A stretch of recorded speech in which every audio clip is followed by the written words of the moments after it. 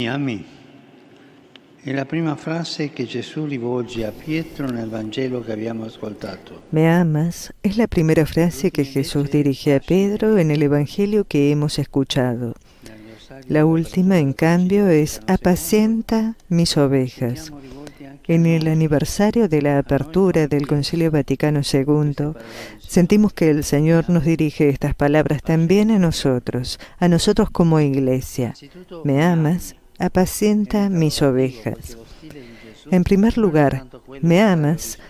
Es una interrogación, porque el estilo de Jesús no es tanto el de dar respuestas como el de hacer preguntas que interpelan la vida. Y el Señor, que habla a los hombres como amigos, movido por su gran amor y mora con ellos, nos pregunta todavía y seguirá preguntando siempre a la Iglesia, su esposa, ¿me amas? El Concilio Vaticano II fue una gran respuesta a esa pregunta. Fue para reavivar su amor que la Iglesia, por primera vez en la historia, dedicó un concilio a interrogarse sobre sí misma, a reflexionar sobre su propia naturaleza y su propia misión. Y se redescubrió como misterio de gracia generado por el amor. Se redescubrió como pueblo de Dios, cuerpo de Cristo, templo vivo del Espíritu Santo. Esta es la primera mirada que hay que tener sobre la Iglesia, la mirada de lo alto. Sí, hay que mirar la Iglesia ante todo desde lo alto, con los ojos enamorados de Dios. Preguntémonos si en la Iglesia partimos de Dios, de su mirada enamorada sobre nosotros.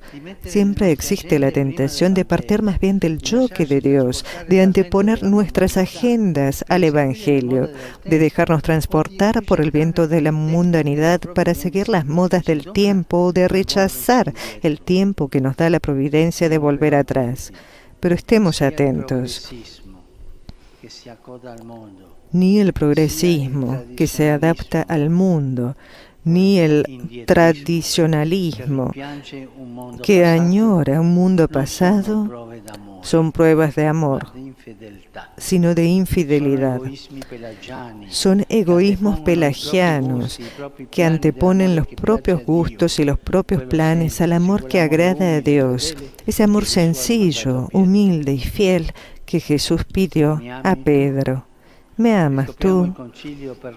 Redescubramos el concilio para volver a dar la primacía a Dios, a lo esencial, a una Iglesia que esté loca de amor por su Señor y por todos los hombres que Él ama, a una Iglesia que sea rica de Jesús y pobre de medios, a una Iglesia que sea libre y liberadora. El concilio indica a la Iglesia esta ruta, la hace volver, como Pedro en el Evangelio, a Galilea, a las fuentes del primer amor, para redescubrir en sus pobrezas la santidad de Dios. También nosotros, cada uno de nosotros tiene la propia Galilea, la Galilea del primer amor, y también singularmente cada uno de nosotros está invitado a volver a la propia Galilea para escuchar la voz del Señor que dice, sígueme. Está allí para encontrar en la mirada del Señor crucificado y resucitado la alegría perdida, para concentrarse en Jesús. Reencontrar la alegría. Una Iglesia que ha perdido la alegría, ha perdido el amor. Que la Iglesia viva la alegría. Si no se alegra, se contradice a sí misma porque olvida el amor que la ha creado. Y, sin embargo, ¿cuántos entre nosotros no logran vivir la fe con alegría, sin murmurar y sin criticar? Una Iglesia enamorada de Jesús no tiene tiempo para conflictos, para venenos y polémicas. Que Dios nos libre de ser críticos e impacientes, amargados e iracundos.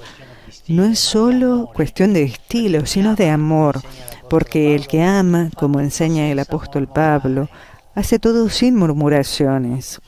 Señor, enséñanos a mirar alto, a mirar la iglesia como la ves tú. Y cuando seamos críticos y estemos insatisfechos, recuérdanos que ser iglesia es testimoniar la belleza de tu amor, es vivir respondiendo a tu pregunta. ¿Me amas? No es ir como si fuéramos en una vigilia fúnebre. El pastor está delante del pueblo para marcar el camino, en el medio del pueblo como uno de ellos y detrás del pueblo para estar cerca de aquellos que van con retraso. El pastor no está arriba como el pescador, sino en el medio. Esta es la segunda mirada que nos enseña el concilio, la mirada en el medio, estar en el mundo con los demás y sin sentirnos jamás por encima de los demás, como servidores del reino de Dios.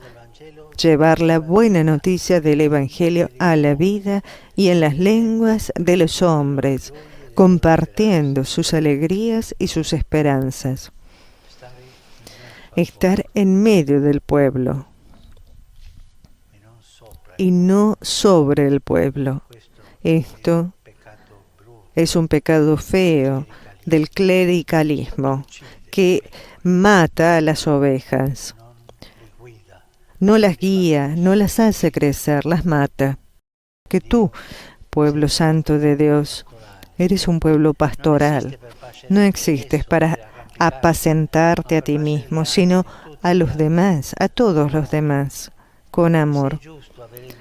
Y si es justo tener una atención particular que sea para los predilectos de Dios, es decir, para los pobres, los descartados, para ser, como dijo el Papa Juan, la iglesia de todos, en particular la iglesia de los pobres. ¿Me amas? Apacienta, concluye el Señor, mis ovejas. ¿Me amas?